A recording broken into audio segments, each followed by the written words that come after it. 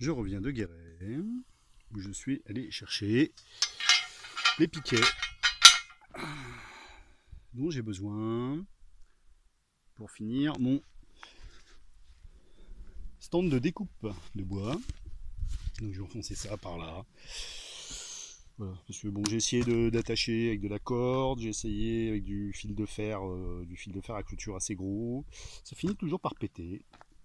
Donc je vais faire ça comme ça. Pourquoi un chevalet comme ça? Bah parce que ça me plaît bien déjà.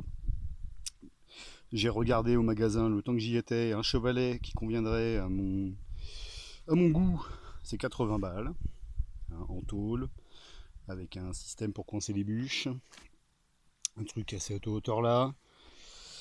J'avoue que bon, au niveau sécurité, c'est peut-être pas top, mais moi j'aime bien pouvoir mettre mon pied pour caler le bout de bois que je coupe ici.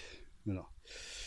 C'est pas super sécure, peut-être, mais bon, de toute façon, on prend des risques hein, de tout le temps.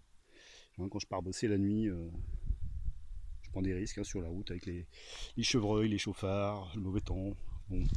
Bref, on prend des risques et c'est comme ça que ça me plaît de faire ça. Voilà. Le chevalet à 80 balles.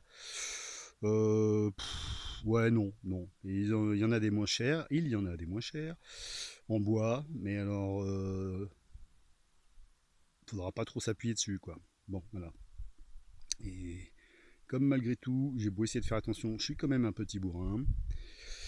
Voilà, ça craint rien, si ça s'écroule, c'est pas grave, je râle, je remets tout en place, puis c'est reparti, voilà. Quand les bouts de bois sont pourris, et bah c'est pas grave non plus. En plus là, je peux même couper les bouts de bois que je mets là. Je pourrais même mettre plusieurs bouts de bois et couper, pouf, tout d'un coup. Voilà, il y a des options. Du coup, ça c'était le bois qui me restait de ma première commande l'année dernière.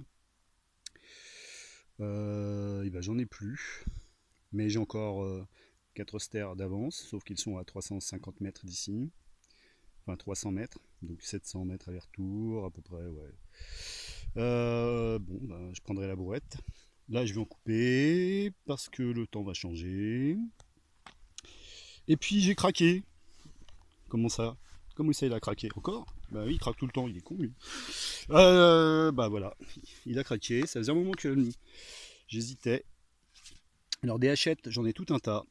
Tout un tas. Je ne vais pas toutes les sortir. Là, on va rester centré sur celle-ci.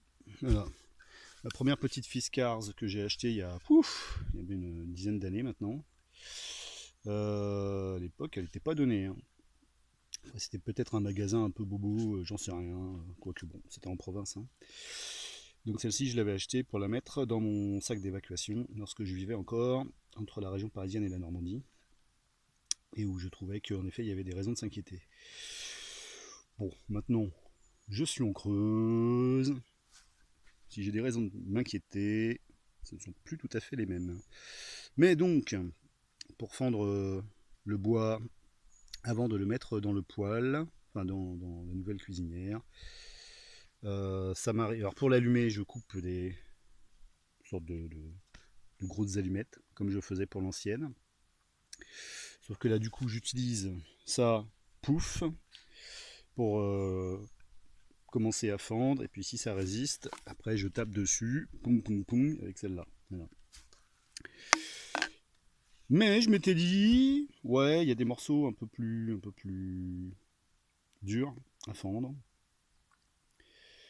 Et je voulais une sorte de hache, entre le merlin et la hache, quoi. Mais bon, il y avait sa grande sœur. Donc là, c'est F17, F5, F7. Quand je vais bricoler dans le sous-bois par là-bas, généralement, c'est ce que j'emmène et que j'attache à ma ceinture.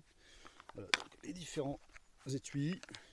Voilà, celui-ci, j'ai mis un mousqueton pour l'attacher à ma ceinture de sécurité. Enfin, ceinture de sécurité, genre pompier, quoi.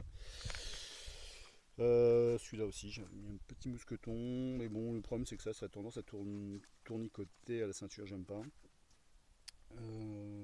Et puis, bah, celle-ci, je suppose que je vais pas l'emmener. C'est pas une hache pour couper, hein, c'est une hache pour fendre. Mais un médium, quoi. Médium.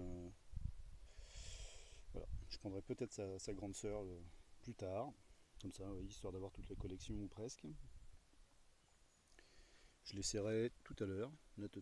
Je finis de consolider mon stand de découpe. Et puis après, je vais faire probablement une brouette de bois où je vais couper déjà ce qui reste là. Et puis en rentrée sous le auvent qui sert de serre de cuisine, enfin plus de serre depuis un an, et qui va me servir maintenant pour abriter le bois, enfin une partie du bois. Donc voilà, Fiskars 117. Elle fait combien? Oh là là, pouf. Ouais, 65, 70. Niveau poids, c'est pas écrit dessus. C'est pas écrit dessus. Oh, je suis étonné. Bon, je la pèserai si ça vous fait plaisir.